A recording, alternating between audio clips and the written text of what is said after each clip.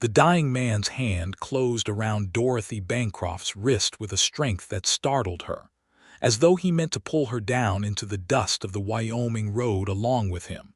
And it was that grip, more than his words, that she would remember for the rest of her life. It was the autumn of 1878, and the stagecoach line running west out of Cheyenne toward the Union Pacific Junction at Green River had never been kind to travelers, but Dorothy had not expected it to deliver her a dead man before nightfall. She was 24 years old, dressed in mourning gray though her uncle had been in his grave only 3 weeks, and she carried in her traveling case a letter from a Boston attorney named Mr. Aldous Whitmore that promised her more money than she had ever imagined owning, provided she reached San Francisco within 60 days of Cornelius Bancroft's death to sign the papers in person. Her cousin Randall, a man she had never trusted and liked less, stood next in line should she fail to arrive, and he had made no secret, at the funeral, of his hope that some accident of travel might delay her past the appointed hour. She had not expected the accident to take the shape of gunfire on a lonely stretch of road 15 miles outside a cattle town called Silver Creek. The driver had shouted first, then hauled the team to a stop so hard that Dorothy was thrown against the padded wall of the coach, her bonnet knocked askew, her heart hammering. Through the window she saw a man lying in the wheel ruts of the road, one arm flung out, his shirt dark and wet across the chest, a horse standing riderless a short distance away with its reins trailing in the sage. The driver, a leathery old man named Amos Kettle who had been running this route since before the railroad came through, climbed down cursing under his breath and knelt beside the fallen man, and when he looked back up at Dorothy his face had gone the color of ash. "He is alive, ma'am, but not by much," Amos said. "Shot twice, I would guess, and he has crawled some way to get to this road.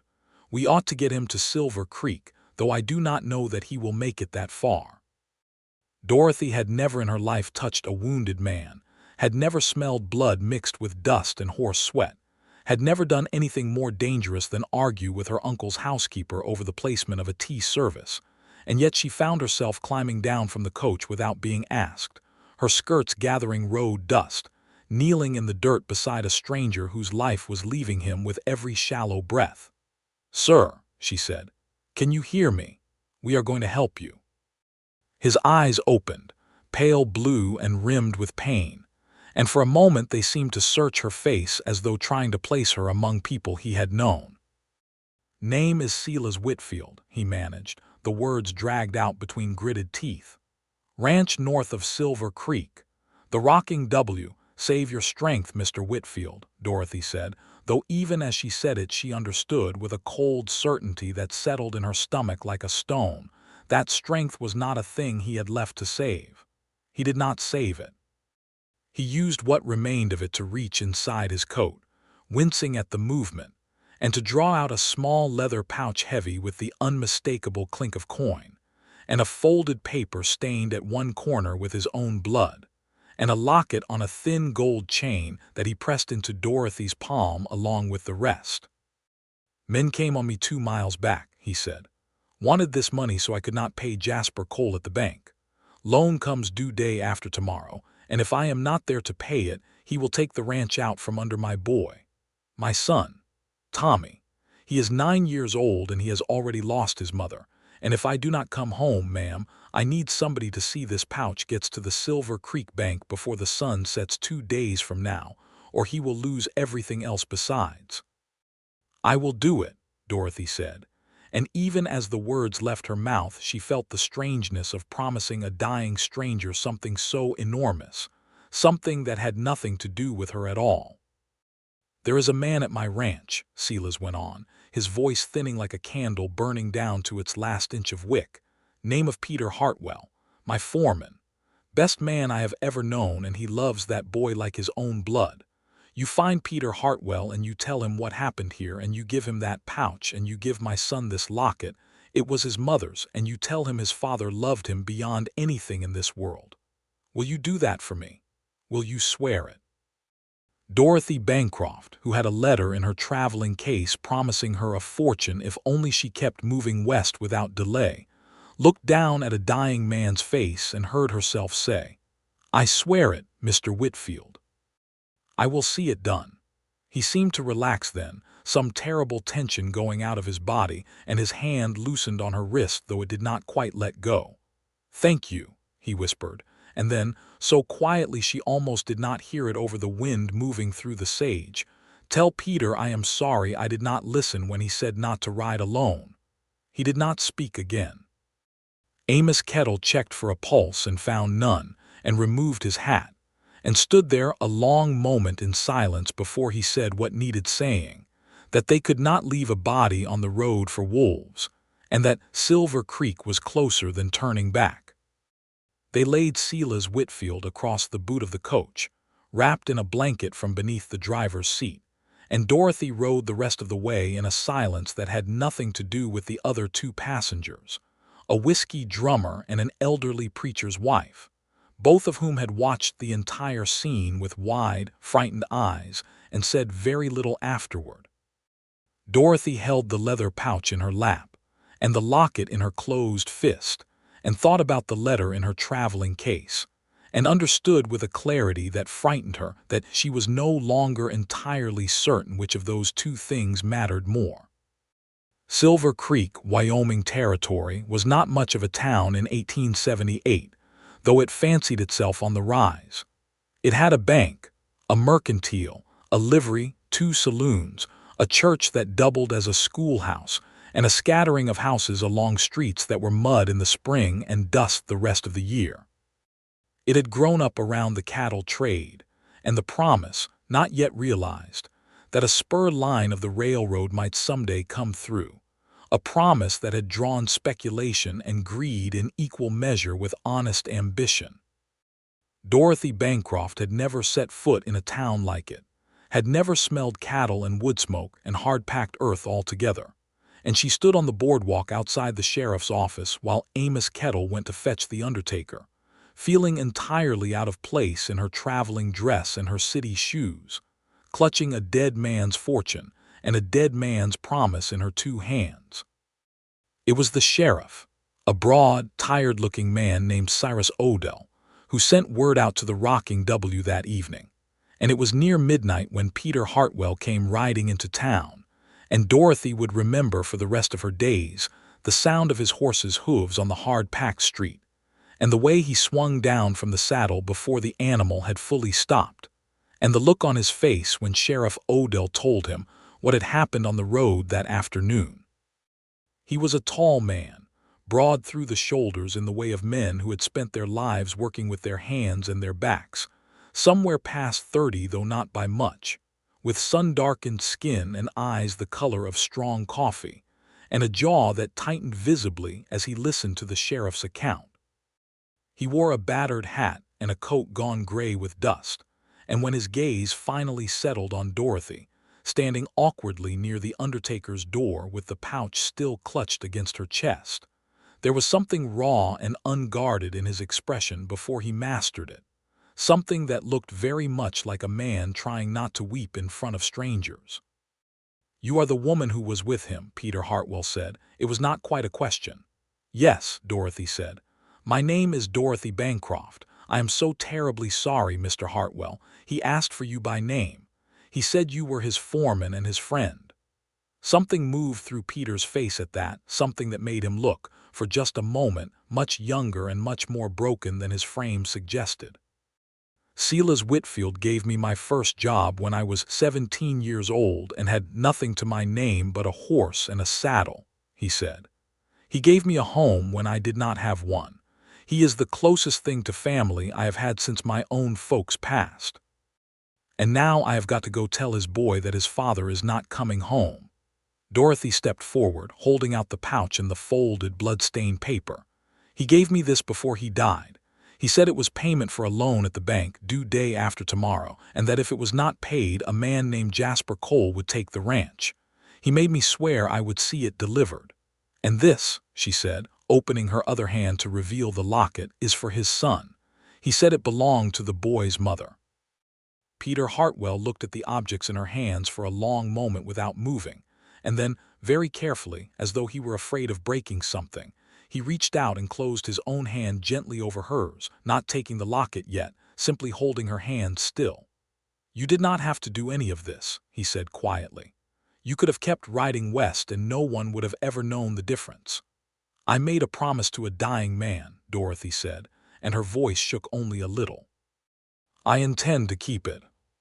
She did not tell him, not then, about the letter in her traveling case, or the 60 days, or the fortune waiting in San Francisco, because it did not seem to matter in that moment, standing in the cold Wyoming night beside a man whose grief was etched so plainly into every line of his face.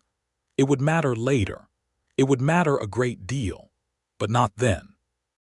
Peter Hartwell took the locket from her palm with hands that were not quite steady and closed his fist around it and said, in a voice gone rough, "Tommy is staying the night with the Millers in town, at the schoolhouse, on account of his father being away. I reckon I ought to be the one to tell him. Would you come with me, Miss Bancroft? He asked for you. I think it might mean something to that boy, knowing his father was not alone at the end and that somebody kept faith with him."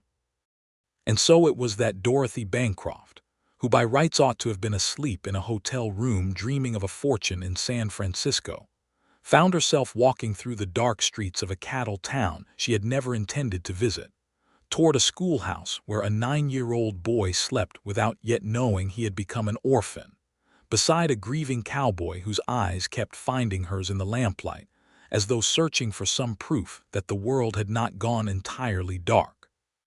The telling of it, when they reached the Millers' small house behind the schoolhouse, was the hardest thing Dorothy had ever witnessed.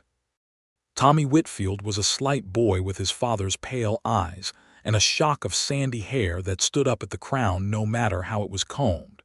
And when Peter knelt down in front of him in the lamplit kitchen and said the words that could not be softened no matter how gently they were spoken, the boy's face crumpled in a way that made Dorothy's own chest ache as though something inside her had come loose.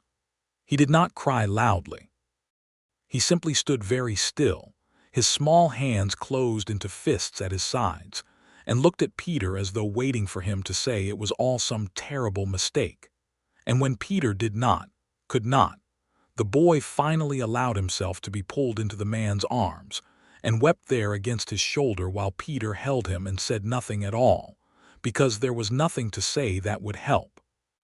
Dorothy stood in the doorway with the locket, unable to make herself intrude on that grief, until Peter looked up at her over the boy's head and gave a small nod, and she came forward and knelt beside them and pressed the locket into Tommy's hand.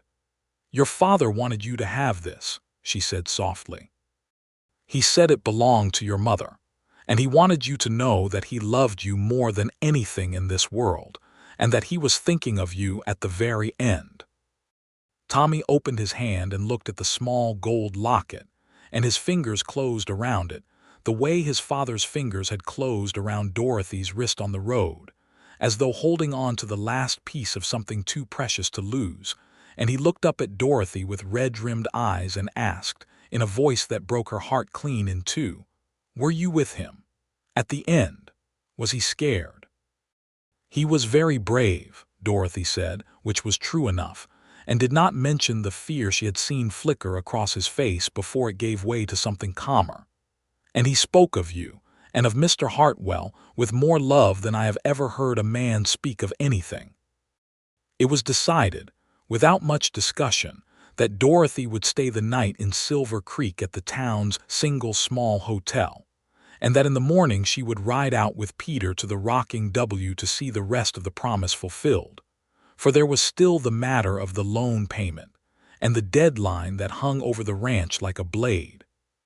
She lay awake a long while that night in a narrow bed in an unfamiliar room, listening to the wind against the window glass, thinking of Silas Whitfield's face in the dust, and of his son's face crumpling in the lamplight, and of the letter in her traveling case that told her a fortune waited if only she kept moving west, and she understood with a growing and uncomfortable certainty that she was not going to keep moving west, not yet, not until the promise was finished. She thought, too, of Peter Hartwell's eyes, and the raw grief in them, and the gentleness with which he had held a weeping boy who was not his own son but might as well have been. And she found that she could not stop thinking of him even as exhaustion finally pulled her under. The Rocking W Ranch sat in a wide valley some 6 miles north of town, with good grass and a creek running through it that gave the ranch its water and the town its name. And when Dorothy rode out the next morning in a borrowed pair of boots and a coat lent to her by the hotel keeper's wife, sitting a gentle mare beside Peter Hartwell's much larger gelding, she felt the strangeness of it all settle over her like a fog. The strangeness of a Boston girl finding herself on a Wyoming cattle ranch 3 weeks after her uncle's funeral, holding the fate of a stranger's family in her hands. Peter explained, as they rode, the shape of the trouble that had brought Silas Whitfield to his death on that lonely road. Jasper Cole owned the Silver Creek Bank and half the businesses in town besides, and he had loaned Silas money 2 years earlier to see the ranch through a hard winter that had killed a third of the herd, and the loan had seemed a fair enough arrangement until word got around, this past spring, that a survey crew had come through scouting a possible route for a railroad spur, and that the Rocking W's land sat square in the path of it. Since then Cole had grown eager to see the loan default, for a rancher who lost his land to the bank was a much cheaper proposition than one who might sell it dear to a railroad company, and Peter did not think it any accident at all that Silas had been ambushed on the very road to town, carrying the very money that would have kept Cole from getting what he wanted. "He has men who do his dirty work," Peter said, his jaw tight, his eyes fixed on the road ahead. "I cannot prove it was Cole's doing, not yet, but I know it in my bones same as I know my own name. And now he has got exactly what he wanted, a dead man and a debt unpaid, and unless we get that money into his hands before sundown tomorrow, he will have the law on his side to take Tommy's inheritance right out from under him." "Then we will get it there," Dorothy said, with more conviction than she entirely felt, for she did not know this country or this man, or the small orphan boy whose whole future seemed to hang on a pouch of coin and a piece of paper stained with his father's blood. But she had made a promise, and something in her, something that had perhaps always been there waiting for a reason to surface, had decided that she meant to see it through no matter what it cost her. It cost her, in the end, a great deal more than she expected, though not in the way she might have imagined. The Rocking W ranch house was a low, sturdy structure of timber and stone, with a wide porch and a view down the valley that took Dorothy's breath even in the midst of her grief and worry. And it was there, over the following 2 days, that her fate became entangled beyond any hope of separation with the fate of Peter Hartwell and the boy Tommy Whitfield. They rode into Silver Creek together the next afternoon, the pouch of coins secured in Peter's saddlebag, the stained paper folded carefully in Dorothy's own reticule as proof of Silas's intention, and they walked into the bank together to find Jasper Cole seated behind a broad mahogany desk that looked entirely too fine for a town like Silver Creek, a heavy-set man with slicked hair and a mustache waxed to sharp points, his smile widening with false warmth when he saw them enter, and then flattening into something colder when he saw what Peter carried. "Mr. Hartwell," Cole said, rising slowly, "I heard the sad news about Silas, a terrible tragedy. Bandits on the roads these days, it is a disgrace, truly." "We have come to pay the loan," Peter said, setting the pouch on the desk with a heaviness that made the coins inside ring against one another. "In full, as agreed, before the deadline tomorrow." Cole's eyes flicked to Dorothy, taking in her city clothes and unfamiliar face, and something calculating moved behind his gaze before he turned back to the pouch and made a show of counting it out with slow, deliberate fingers, and Dorothy watched with growing dread as his expression shifted from calculation to something almost triumphant. "This is short," Cole said at last, sliding the coins back across the desk. "By near $40 by my count. The note requires payment in full, Mr. Hartwell, not most of it. I am sorry, truly I am, for your loss, but a debt is a debt, and I cannot simply overlook a shortfall on a man's say-so." "There was more," Dorothy said sharply, stepping forward before Peter could speak. "Mr. Whitfield told me himself what he carried. If it is short, it is because the men who shot him took some of it before he managed to hide the rest and drag himself to the road. You know very well who those men were, Mr. Cole, or you can guess well enough." The banker's smile thinned to something almost cruel. "That is a very serious accusation, Miss Bancroft, is it not? From a woman who arrived in this town only yesterday on a stagecoach, a total stranger to all of us. I would be careful making such claims without proof."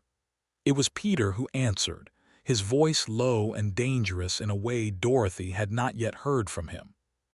"I know this valley, Cole, and I know every man who rides for you, and I know the tracks I found not 2 miles from where Silas fell, tracks I would recognize among 1,000 others because I have followed that particular shod horse before, on your business, more than once. I have no proof yet that would satisfy a judge, but I will get it. And when I do, you will answer for what you have done, not just to the loan but to a good man's life." Cole's composure did not break, but something flickered behind his eyes, some brief flash of unease before the mask settled back into place. "Threats will not put money in this bank, Mr. Hartwell. The note is due tomorrow at sundown. Bring the full amount and the ranch is safe. Fall short and I will have no choice but to begin foreclosure proceedings, as is my legal right. I am sorry for the boy, truly I am, but business is business and the law is the law." They left the bank with the coin still in Peter's saddlebag, $40 short of salvation, and Dorothy felt the full weight of her promise pressing down on her as they stood together on the boardwalk in the bright, indifferent sunlight. "I have a little money of my own," Dorothy said slowly, thinking of the small sum she carried for her own travel expenses, money her uncle's estate had allotted her for the journey west. "Not much, but perhaps enough to make up the difference." Peter turned to look at her with an expression she could not quite read, something between gratitude and disbelief. "Miss Bancroft, you do not owe this family one single thing. You kept your promise already. You do not have to give your own money to a stranger's ranch." "He was not entirely a stranger by the time he died," Dorothy said quietly. "And neither, I find, are you and Tommy, not any more. I have decided, Mr. Hartwell, that I am not finished keeping this promise until I know that boy has a home to grow up in." It was that evening, sitting at the long table in the ranch house kitchen, while Tommy picked listlessly at a supper of beans and cornbread, that Dorothy finally told Peter the truth of her own circumstances. The letter from Mr. Whitmore, the 60-day deadline, the fortune waiting in San Francisco, the cousin Randall who stood ready to claim it, all should she fail to arrive in time.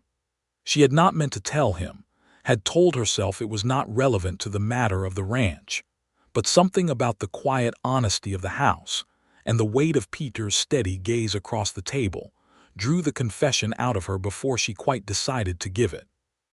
Peter set down his fork and looked at her for a long moment, and when he spoke his voice was heavy with something like guilt. "Then every day you spend here helping us is a day you are losing toward that deadline." "Yes," Dorothy admitted. "How many days remain to you?" She had counted them, of course, lying awake the night before, the number sitting in her mind like a stone she could not put down. 41, she said. "It is a long way yet to San Francisco, Mr. Hartwell, and stagecoaches and trains do not run on a schedule that cares much for a lady's convenience. I do not know that I can spare many more days here without losing the chance entirely." "Then you ought to go," Peter said, though something in his face seemed to fight against the words even as he spoke them. "We will find the $40 somehow. You have done more than any promise required already. I will not have you throw away a fortune on our account." "I made a vow to a dying man," Dorothy said, and found, to her own surprise, that her voice was steady and certain. "I do not intend to leave this unfinished simply because finishing it costs me something. What kind of promise is it if I only keep the parts that are convenient?" Tommy, who had been silent through this entire exchange, looked up from his plate with his father's pale eyes fixed on Dorothy's face. "You would give up your fortune for me?" he asked in the plain, unguarded way of children, and Dorothy felt the question land in her chest with unexpected force. "I do not know that it is entirely for you, Tommy," she said gently.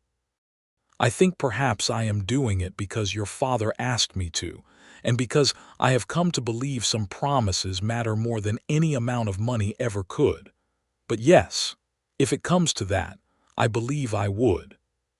Peter Hartwell said nothing for a long moment, only looked at her across the lamplit table with an expression that Dorothy would spend many nights afterward trying to name, and it was not until much later, after Tommy had gone to bed, and the two of them sat alone on the porch beneath a sky thick with more stars than Dorothy had ever seen in Boston, that he finally spoke what was plainly on his mind. "I do not understand you, Miss Bancroft," he said quietly. "Most folks I have known would have kept riding west the moment they saw that man was past saving. You did not have to stop at all. You did not have to give him your word. You certainly did not have to keep it at the cost of your own future. And yet here you sit, a fortune slipping through your fingers with every hour that passes, and you talk as though it were a small thing." "It is not a small thing," Dorothy said, looking out at the dark shape of the mountains against the star-filled sky. "I will not pretend it does not frighten me, the thought of losing it.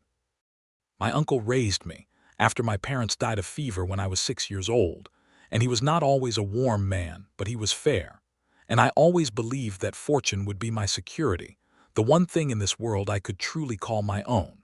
To lose it feels like losing a kind of safety I have leaned on my whole life.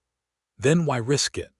Dorothy considered the question a long moment before she answered, turning it over in her mind the way she might turn over a stone to see what lay beneath it. "Because I watched a man die in the dust of that road, Mr. Hartwell, thinking of nothing but his son's future, and because I have spent one day in this house watching you carry a grief that would break most men, and still find the patience to comfort a frightened boy, and I find that I would rather be the kind of woman who kept her word to a dying stranger than the kind who arrived in San Francisco with a fortune and an empty conscience. Perhaps that makes me a fool. I have been called worse things by better people." Peter Hartwell was quiet for a long time after that, and when Dorothy glanced at him, she found him watching her with an expression of such open and unguarded admiration that she felt her cheeks warm despite the cool night air. "I do not think you a fool, Miss Bancroft," he said at last quietly. "I think you may be the finest woman I have ever met, and I have known you scarcely 2 days." Dorothy did not know how to answer that, and so she said nothing, and they sat together on the porch a long while in a silence that was not uncomfortable at all, listening to the wind move through the grass of the valley Silas Whitfield had died trying to save, and something began, in that silence, that neither of them was yet prepared to name. The $40 in the end came from an unexpected quarter. Word had traveled through Silver Creek of Silas Whitfield's death and the trouble at the bank, and by the following morning 3 of the neighboring ranchers had ridden out to the Rocking W with small sums of their own to offer, men who had known Silas for years and who harbored no love for Jasper Cole's grasping ways. And by noon Peter counted out the full sum owed with several dollars to spare. Dorothy rode into town with him that afternoon to see the payment made, and stood beside him at the bank counter, as Jasper Cole counted the coins with an expression of poorly concealed displeasure, and signed the note as paid in full with a hand that trembled slightly with suppressed anger. "You have bought yourselves some time," Cole said coldly, sliding the receipt across the counter. "But I would not grow too comfortable, Mr. Hartwell. Ranches fail for all manner of reasons besides unpaid loans, a hard winter, a bad season for cattle prices, rustling even, which I understand has become quite a problem in these parts of late." The threat hung in the air plainly enough that even Dorothy, unfamiliar as she was with the ways of this country, understood it for what it was, and she saw Peter's hand tighten on the edge of the counter before he mastered himself and turned to go without another word. They rode back to the ranch mostly in silence, the receipt safely folded in Peter's coat, and it was not until they had nearly reached the house that Peter spoke what was plainly troubling him. "He will not stop," Peter said. "Men like Cole do not stop simply because they have lost one round. He wants this land bad enough that he ambushed a man on a public road to get it. He will try something else, and soon. And I do not know that I can protect this ranch and raise that boy and keep you safe all at the same time, Miss Bancroft. Not if Cole decides you are a threat to whatever scheme he means to try next." "I'm not afraid of Jasper Cole," Dorothy said, though in truth the memory of his cold, calculating eyes had unsettled her more than she wished to admit. "You ought to be a little afraid," Peter said, and there was real concern in his voice. "A man who would have another man shot on a public road for the sake of a piece of land is not a man to be taken lightly. I would feel a good deal easier if you would consider staying on a while longer at the ranch, where I can look out for you, at least until we know what he means to try next." Dorothy looked at him then, at the earnest worry written plainly across his weathered face, and felt something warm unfold in her chest that had nothing at all to do with fortunes or promises or dying men on lonely roads. "I confess, Mr. Hartwell," she said, with the ghost of a smile, "that I find myself in no great hurry to leave." The days that followed settled into a rhythm that Dorothy could never have imagined for herself even a month earlier. She rose early with the household, learned to help Tommy with his letters and his sums in the evenings by lamplight, learned from the ranch's cook, a broad and kindly woman named Mrs. Petrov, how to bake bread and mend a torn seam, and learned, more slowly and with far more difficulty, how to sit a horse properly, a task Peter Hartwell undertook to teach her himself on the mornings when ranch work allowed it. "You are holding the reins as though you are afraid the horse will bolt if you breathe wrong," Peter told her one crisp morning, riding beside her at a slow walk along the creek that ran through the valley, the cottonwoods along its banks just beginning to turn gold with the coming autumn. "Loosen your hands, trust the animal a little. She is not going to run off with you, not this one. She is gentle as a lamb." "I have never in my life been asked to trust an animal weighing half a ton with my safety," Dorothy said, though she did as he suggested, and felt the mare beneath her ease into a smoother gait almost at once. "In Boston, one takes a carriage or walks, or if truly adventurous, rides in a hired hack. Nobody expects a lady to learn to ride a horse across open country." "Well," Peter said, with the small, easy smile that Dorothy had come to watch for, that transformed his usually solemn face into something boyish and warm, "you are not in Boston any longer, Miss Bancroft." "No," she agreed, looking out over the valley, the grass rippling silver gold in the morning light, the mountains rising blue and distant beyond, and found to her own surprise that she did not mind it in the least. "No, I do not suppose I am." It was in these small moments, the riding lessons and the shared suppers and the evenings on the porch after Tommy had gone to bed, that Dorothy and Peter began, slowly and without either of them quite admitting it aloud, to fall in love.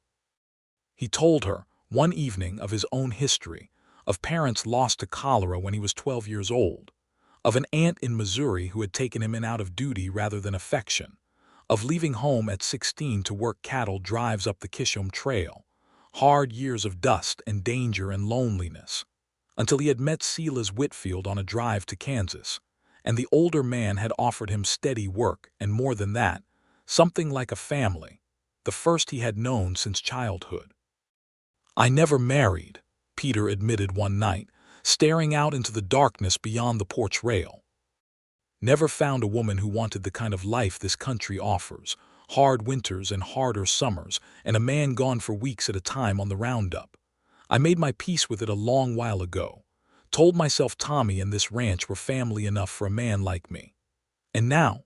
Dorothy asked, quietly, her heart beating strangely fast.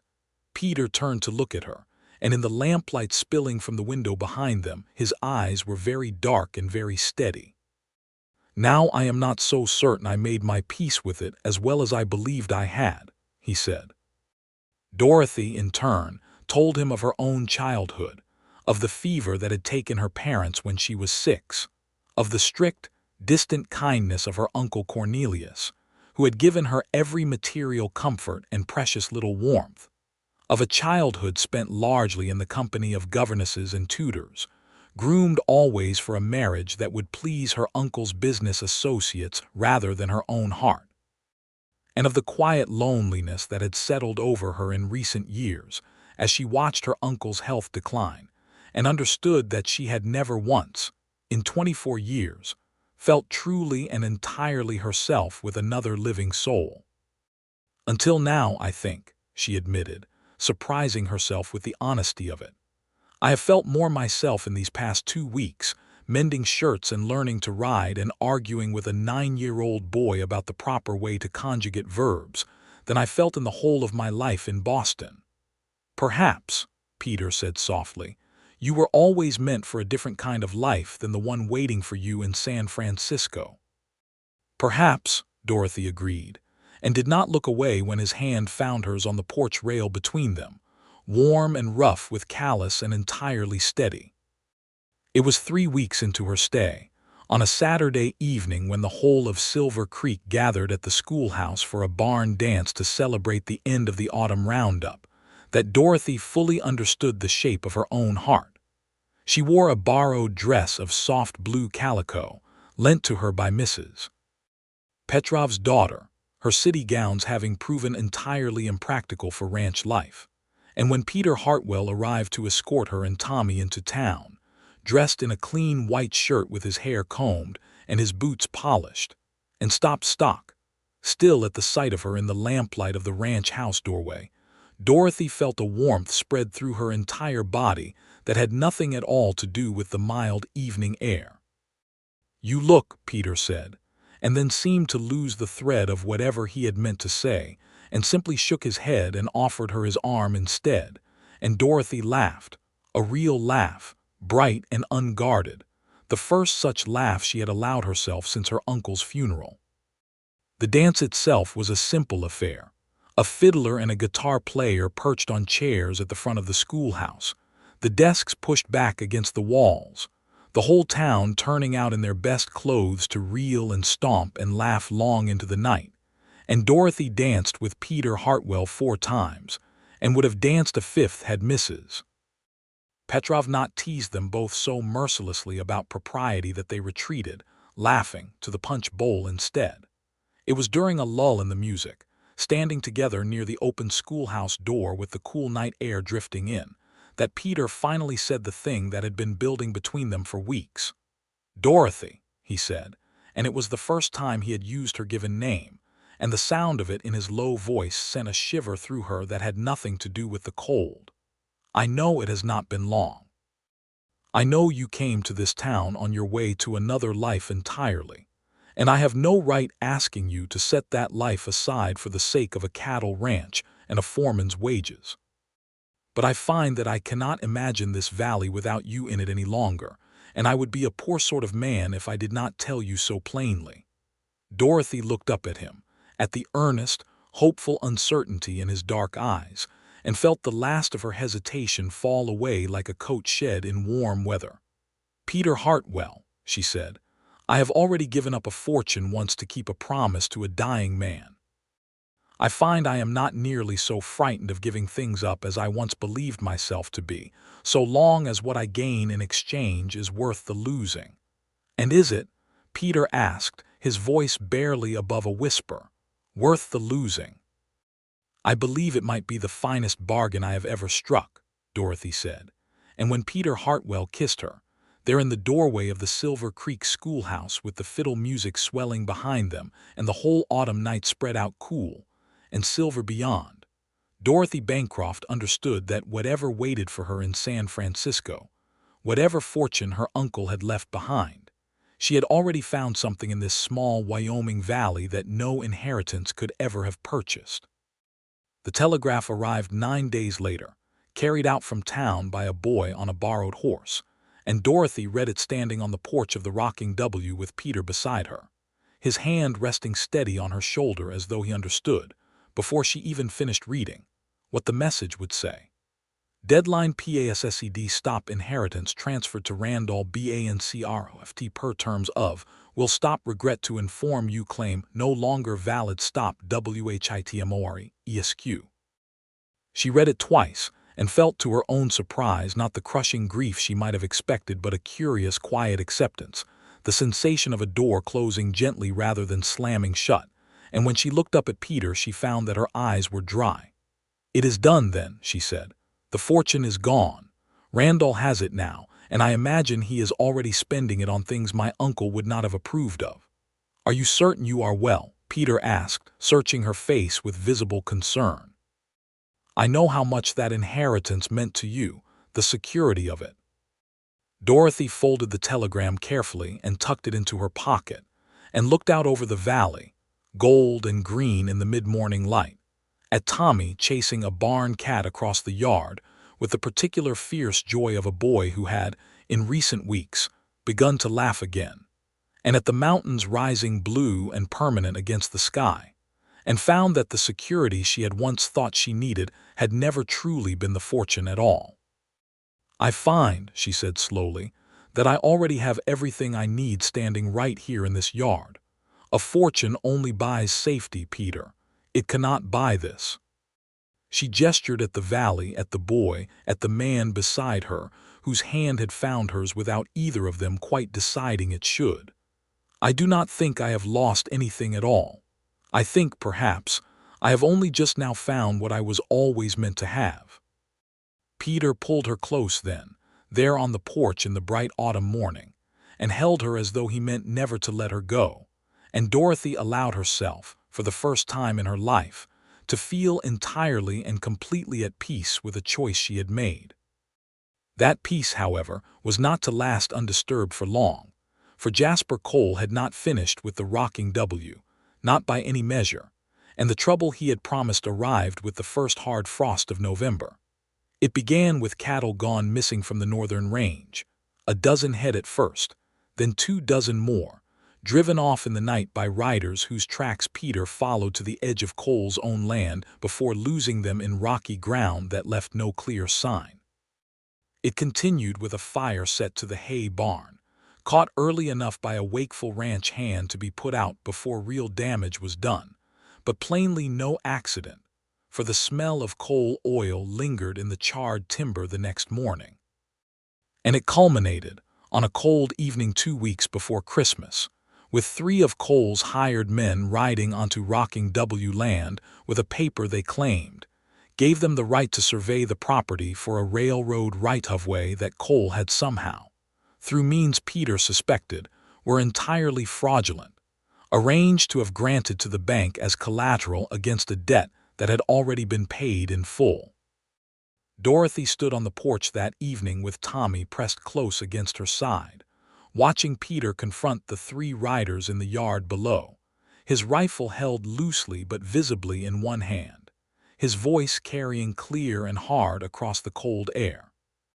"That note was paid in full 2 months ago," Peter said. "I have the receipt myself, signed by Cole's own hand. You tell your employer that if he sets foot on this land again, or sends anyone else to do it for him, I will see him answer to the circuit judge for fraud, and for the ambush that killed Silas Whitfield besides, because I have found men in this county willing to swear they saw Cole's own foreman riding with the men who shot him." This was not, in fact, entirely true, not yet, though Peter had indeed spent the preceding weeks quietly gathering what evidence he could, speaking to ranch hands and townsfolk who owed Cole no loyalty, piecing together an account of the ambush that grew more damning with each passing day. And the riders, uncertain whether he bluffed, exchanged uneasy glances before wheeling their horses and riding off into the gathering dark without further argument. But Dorothy understood, watching Peter's shoulders remain tense long after the riders had gone, that the danger was far from past, and that whatever evidence he had gathered would need to be brought before the circuit judge, who was due to arrive in Silver Creek only once more before spring, in a matter of days, to hold court and settle such disputes as had accumulated over the autumn. It was decided, over an anxious supper that night, that Peter would present his evidence to Judge Harlan Priest when he arrived, along with the forged survey document that Cole's men had left behind in their haste, a document Peter was certain a careful examination would reveal to be fraudulent, its signatures too neat, its language too convenient, to have been genuinely executed months earlier as Cole claimed. "I mean to go with you," Dorothy said, when Peter suggested she and Tommy remain safely at the ranch while he rode into town for the hearing. "I was there when Silas died, Peter. I heard him name Jasper Cole's scheme with his own dying breath, even if he could not prove it himself. That testimony may matter to the judge, and I will not sit safely at home while you face that man alone." Peter looked at her a long moment across the table, something fierce and proud moving behind his dark eyes, and then he nodded. "You are a braver woman than any I have known, Dorothy Bancroft," he said. "I would be glad to have you stand beside me." The hearing, when it came, took place in the Silver Creek schoolhouse, the same room where Dorothy had first danced with Peter Hartwell beneath the autumn stars, now transformed into a makeshift courtroom with Judge Harlan Priest, a stern, silver-haired man who had ridden the territorial circuit for over a decade, seated behind the schoolteacher's desk while half the town crowded onto the benches to watch.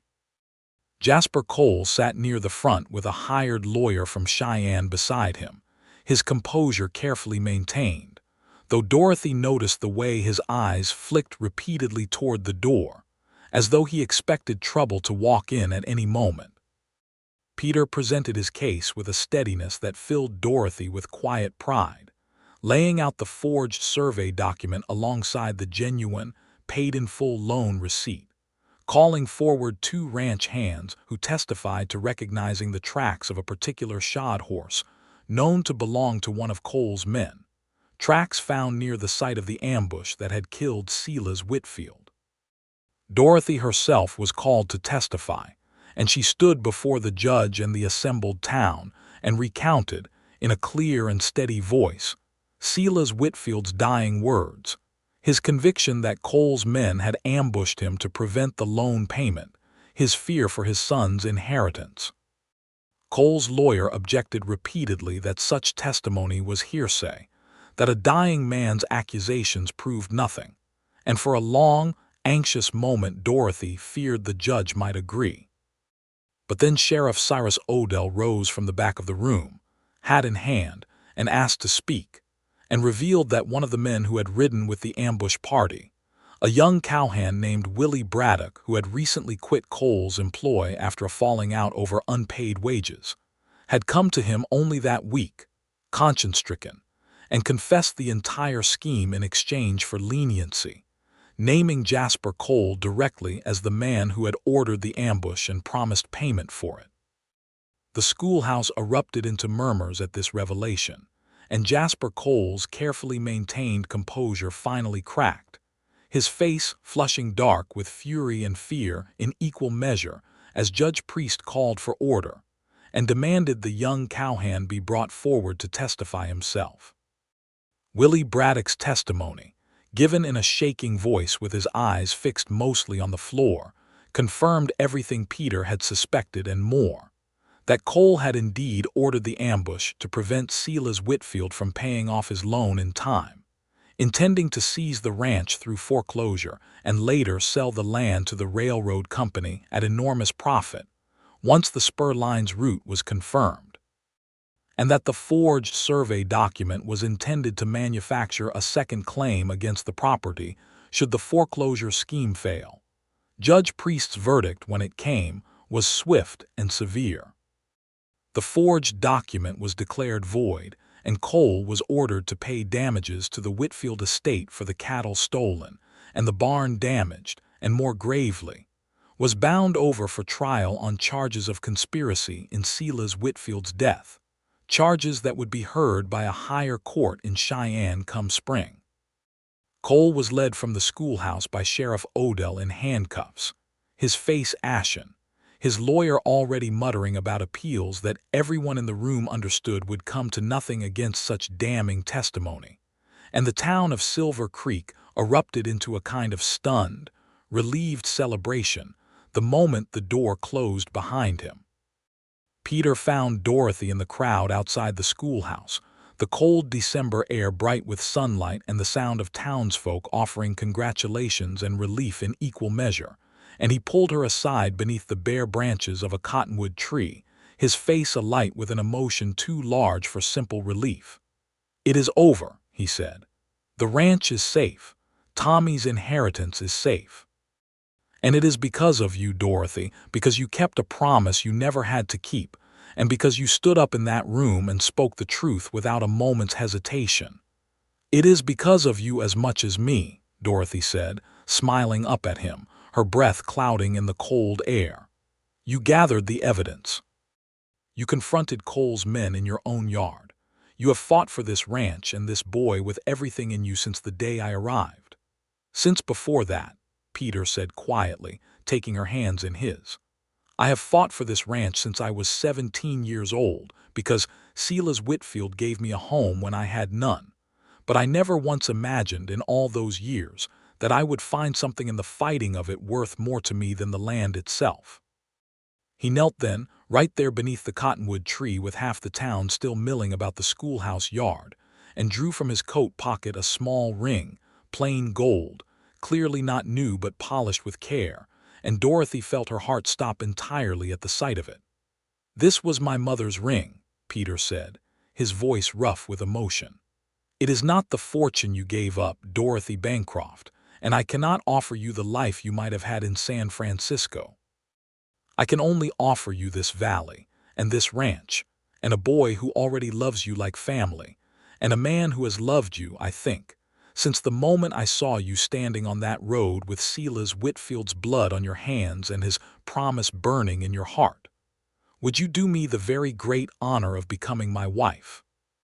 Dorothy Bancroft, who had walked away from a fortune to keep a promise made to a dying stranger, who had found in the keeping of that promise a life, and a love she could never have imagined for herself in the drawing rooms of Boston, did not hesitate for even a moment. "Yes," she said, laughing and crying all at once, pulling Peter up from his knee to kiss him right there beneath the winter sky while the whole of Silver Creek looked on and cheered. "Yes, Peter Hartwell, I will marry you, and gladly, and I do not believe I have ever been more certain of anything in my entire life." They were married the following spring, in April of 1879, in a ceremony held in the yard of the rocking W Ranch house, with the valley blooming green all around them, and the mountains still capped with the last of the winter snow.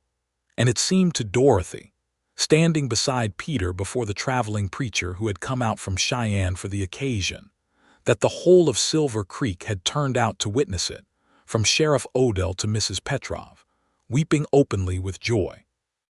To a great many ranchers and their families, who had come to love the young Boston woman who had given up a fortune for a promise and found, in the process, a home worth far more than any inheritance. Tommy Whitfield stood beside Peter as his best man, dressed in a new suit that Mrs. Petrov had sewn for the occasion, grinning with an unguarded happiness that had taken months to return fully to his young face. And when Dorothy knelt down before the ceremony to straighten his collar, he had looked at her with his father's pale eyes and said, quite seriously, "I am glad you stopped on the road that day, Miss Bancroft. I know Peter is too, even though he does not always say it." "I am glad as well, Tommy," Dorothy had said, and meant it with her whole heart. "It was the finest thing I have ever done." Word had reached her, in the months before the wedding, that her cousin Randall had already run through a considerable portion of the Bancroft fortune on foolish investments, and finer living than his modest talents deserved, and that her uncle's old business partners had begun to speak of him with the same distaste they might once have reserved for a common swindler. Dorothy found, hearing this news, that she felt no bitterness at all, only a quiet gratitude that she had never been the sort of person who needed such wealth to feel whole, and a deep and abiding thankfulness that the road west had brought her instead, to a dying man's promise and everything that had grown from it. Life on the rocking W, in the years that followed, was neither easy nor without hardship. for ranching in Wyoming territory was demanding work in every season. But it was a life rich with the things Dorothy had never known she wanted until she found them. The smell of bread baking in Mrs. Petrov's kitchen, the sound of Tommy's laughter as he grew tall and capable under Peter's patient teaching, the deep and abiding comfort of falling asleep each night beside a man who loved her without reservation and woke each morning grateful still that she had once been brave enough to stop her stagecoach on a lonely road. Their first child, a son, was born in the autumn of 1880, a sturdy, dark-eyed boy they named Silas, after the man whose dying promise had brought his parents together. And Peter wept openly the first time he held the child in his arms, overcome by the strange and beautiful symmetry of it, that a man's death should lead, eventually, to the birth of a boy who would carry his name, and his memory forward into a future he had given everything to protect. 2 years later, a daughter followed, whom they named Grace, for the grace that had carried Dorothy through that terrible day on the road and every difficult day since. And Tommy, by then 12 years old and already a fine hand with cattle and horses under Peter's steady teaching, took to his new siblings with a fierce, protective love that made it plain to anyone who saw them together that the 3 children, though not all born of the same parents, were a family in every way that mattered. The Rocking W prospered in the years that followed. The railroad spur eventually built along a route that skirted the valley rather than cutting through it, sparing the ranch's best grazing land while still bringing the benefits of easier trade to Silver Creek. A happy resolution that Peter often joked was the one good thing Jasper Cole had ever unwittingly arranged, since his scheming had drawn enough attention to the survey that the final route was chosen with far more care than it might otherwise have received. Cole himself was convicted in Cheyenne of conspiracy in Silas Whitfield's death and served a long sentence in the territorial prison, and the bank in Silver Creek passed into more honest hands, a change the whole town had cause to celebrate. Dorothy never returned to Boston, though she wrote often to old friends and eventually, years later, to her cousin Randall himself, a stiff and awkward correspondence at first that gradually warmed as the years softened old grievances, and she found in time that she carried no lasting regret at all for the fortune she had walked away from on that lonely Wyoming road.